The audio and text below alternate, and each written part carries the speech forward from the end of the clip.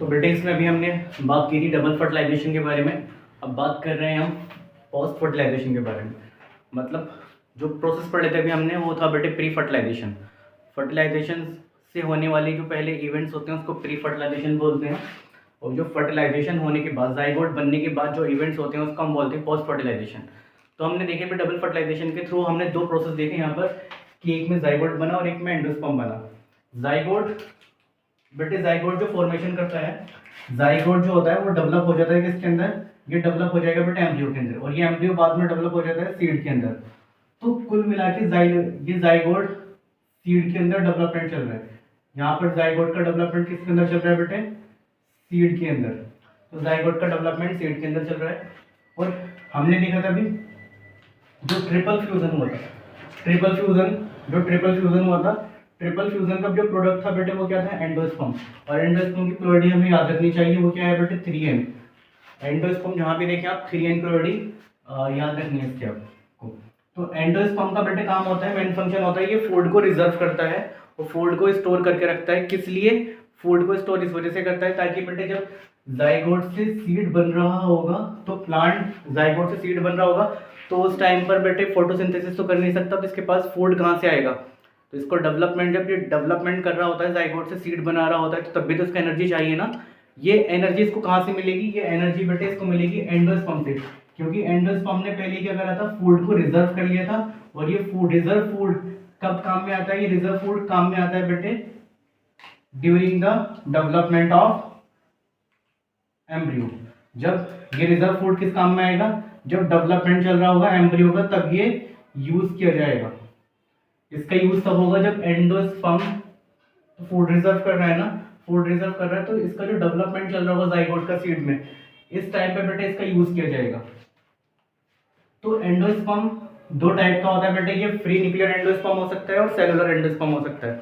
अब free nuclear endosperm का मतलब क्या है, सेलुलर एंडोस्पर्म का मतलब क्या है। फ्री न्यूक्लियर, सपोज बेटे ये कोई पैक सेल है, मतलब प्राइमरी एंडोस्पर्म की सेल्स है, इसके अंदर ये इसका न्यूक्लियस है। अब इसमें क्या होगा बेटे, यहाँ पर ये लगातार कैरियोकाइनेसिस करता रहेगा। कैरियोकाइनेसिस का मतलब जानते ही होंगे आप, सेल डिवीजन में पढ़ा होगा आपने। कैरियोकाइनेसिस का मतलब होता है डिवीजन ऑफ न्यूक्लियस। तो बेटे यहाँ न्यूक्लियस का डिवीजन लगातार चलता रहेगा और ये माइटोसिस के थ्रू यहाँ पर डिवीजन करता रहेगा। 1 से 2 बन जाएंगे, 2 से 4, इसी तरह से बेटे डिवीजन लगातार यहाँ पर चलते रहेंगे। बट यहाँ पर आप देख सकते हैं, यहाँ न्यूक्लियस का डिवीजन तो हो रहा है, बट यहाँ पर सेल वॉल की फॉर्मेशन नहीं हो रही, तो इसलिए यहाँ पर कोई भी सेल नहीं बन पा रही है अभी। तो पहले बेटे यहाँ पर क्या होता है, यहाँ प्राइमरी एंडोस्पर्म सेल्स है, ये कैरियोकाइनेसिस करेगी। कैरियोकाइनेसिस करने के बाद यहाँ पर बेटे बहुत सारे न्यूक्लियस हमें देखने को मिलेंगे। ये कौन सी कंडीशन कहलाएगी यहाँ पर अभी, मल्टी न्यूक्लिएटेड कंडीशन। कौन सी कंडीशन बेटे, ये जानी जाएगी मल्टी न्यूक्लिएटेड कंडीशन के नाम से। मल्टी न्यूक्लिएटेड, ये मल्टी न्यूक्लिएटेड है। अब कुछ टाइम बाद जाके ये बेटे अब थोड़ी थोड़ी सेल में कन्वर्ट होना स्टार्ट हो जाएगी। मतलब इसके चार न्यूक्लियस के चारों तरफ यहाँ पर अब सेल्स आनी स्टार्ट हो जाएंगी। ये बाद में सेलुलर एंडोस्पर्म में चेंज होने लगता है। बट अगर हम सेलुलर एंडोस्पर्म की बात करें, तो सेलुलर एंडोस्पर्म में क्या है बेटे, यहाँ पर सपोज फिर से कोई पैक सेल है, प्राइमरी एंडोस्पर्म की सेल्स है, ये अगेन डिवीजन करेगी। यहाँ पर बेटे कैरियोकाइनेसिस भी हो रही है, और कैरियोकाइनेसिस, सपोज यहाँ पर कोई न्यूक्लियस था, तो जैसे ही बेटे कैरियोकाइनेसिस हुई, न्यूक्लियस का डिवीजन हुआ, साथ में साइटोकाइनेसिस भी हो गई। मतलब आप देख सकते हैं, सपोज यहाँ पर 2 न्यूक्लियस बने थे, 1 से 2 बन गए बेटे, 2 बने, बट दोनों बनने के बाद यहाँ पर सेल वॉल की फॉर्मेशन भी हो गई। इसी तरह से यहाँ पर डिवीजन कई सारे होंगे, बहुत सारे डिवीजन देखने को मिलेंगे हमें, बट यहाँ पर साथ साथ में क्या होता रहता है, साइटोकाइनेसिस की वजह से सेल वॉल की फॉर्मेशन लगातार होती चली रहेगी। सपोज न्यूक्लियस बना, सेल वॉल, न्यूक्लियस बना, सेल वॉल, न्यूक्लियस बना, सेल वॉल, न्यूक्लियस बना, सेल वॉल। इस तरह से बेटे यहाँ पर न्यूक्लियस तो डिवाइड कर रहा है, बट यहाँ पर मल्टी न्यूक्लिएटेड कंडीशन नहीं आ पाएगी, क्योंकि यहाँ पर सेल वॉल की फॉर्मेशन लगातार हो पा रही है। तो यहाँ पर बेटे हम बोल सकते हैं karyokinesis is immediately after followed by the cytokinesis. Karyokinesis के बाद हमेशा क्या होने लगता है, साइटोकाइनेसिस यहाँ पर स्टार्ट हो जाती है। यहाँ पर हम देख रहे हैं, यहाँ पर हमने देखा न्यूक्लियस डिवाइड किया, बट सेल वॉल नहीं बनी है यहाँ पर, इसलिए कंडीशन कैसी आई, मल्टी न्यूक्लिएटेड, बाद में डेवलप हो जाता है। बट अगर सेलुलर एंडोस्पर्म की बात करें, यहाँ पर कैरियोकाइनेसिस तो हुई, साथ में साइटोकाइनेसिस भी हुई। क्या हुई यहाँ पर, साइटोकाइनेसिस। कैरियोकाइनेसिस का बेटा यहाँ पर समझ लीजिए, कैरियोकाइनेसिस का मतलब होता है डिवीजन इन न्यूक्लियस, जब डिवीजन होता है न्यूक्लियस का हम बोलते हैं karyokinesis, division nucleus. Cytokinesis, cytokinesis, cyto का मतलब यहाँ पर बेटे, साइटो का मतलब यहाँ पर साइटोप्लाज्मिक डिवीजन, जब साइटोप्लाज्मिक डिवीजन हो जाए यहाँ पर, तो साइटोप्लाज्मिक डिवीजन मतलब यहाँ पर सेल वॉल की फॉर्मेशन हो जाती है, यहाँ पर सेल वॉल बन जाती है, इधर न्यूक्लियस डिवाइड कर रहा है।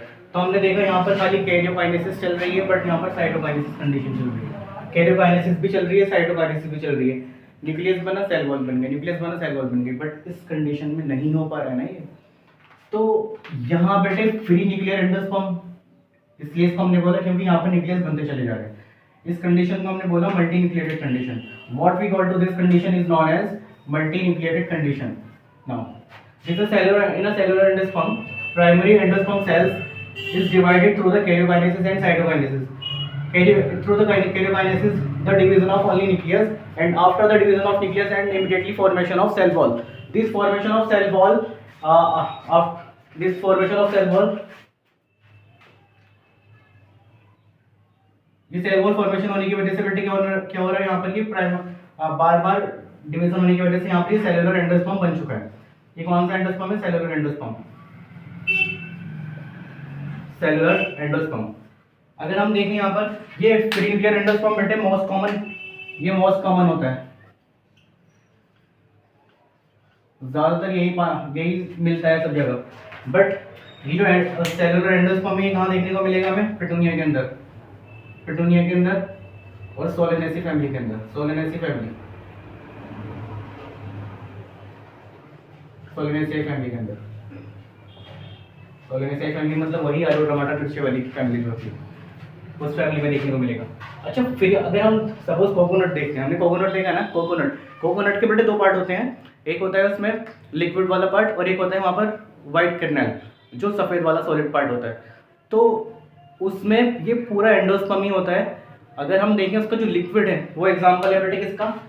फ्री न्यूक्लियर एंडोस्पर्म का। अगर सपोज मैं यहाँ पर बेटे कोकोनट बना रहा हूँ, suppose this is the coconut, ये क्या है बेटे? कोकोनट है। इसके अंदर यहाँ पर लिक्विड भरा हुआ है, सपोज ये लिक्विड है, कोकोनट का पानी, वो कोकोनट वाटर, और इसकी साइड में बेटे व्हाइट कर्नल है, जो व्हाइट सेल्स होती हैं, ये व्हाइट सेल्स हैं, ये इस तरह से व्हाइट सेल्स हैं। हर व्हाइट सेल्स के पास यहाँ पर न्यूक्लियस है अपना। तो ये एग्जांपल किसका है? कोकोनट का। कोकोनट में हम देख पा रहे हैं बेटे ये जो बीच वाला पार्ट है इसका, ये बीच वाला पार्ट क्या है?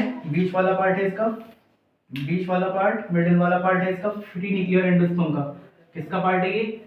यहाँ पर मिलता है फ्री न्यूक्लियर एंडोस्पर्म, यहाँ पर फ्री न्यूक्लियर एंडोस्पर्म मिल पा रहा है। बट अगर हम बात करें यहाँ पर साइड वाले की, कौन से वाले की बेटे? साइड वाले की। तो साइड वाला कौन सा है? Cellular endosperm. What we call to this? This is the cellular endosperm. तो कोकोनट से आप समझ चुके हैं कि कोकोनट का जो लिक्विड वाला पार्ट होता है वो बेटे फ्री न्यूक्लियर एंडोस्पर्म का पार्ट है, और जो उसका व्हाइट कर्नल वाला पार्ट है, ये साइड वाला पार्ट, इसको व्हाइट कर्नल बोलते हैं। क्या बोलते हैं इसको?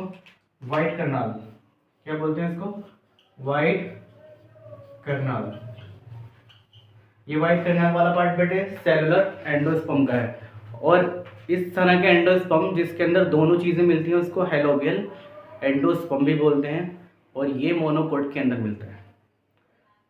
आई थिंक इतनी बात समझ चुके होंगे आप। अब हम बेटे हमने देखा एंडोस्पर्म का डेवलपमेंट देख लिया। यहाँ पर एंडोस्पर्म का फंक्शन क्या होता है, किस तरह से ये अपना फंक्शन परफॉर्म करता है और इसके टाइप देखें।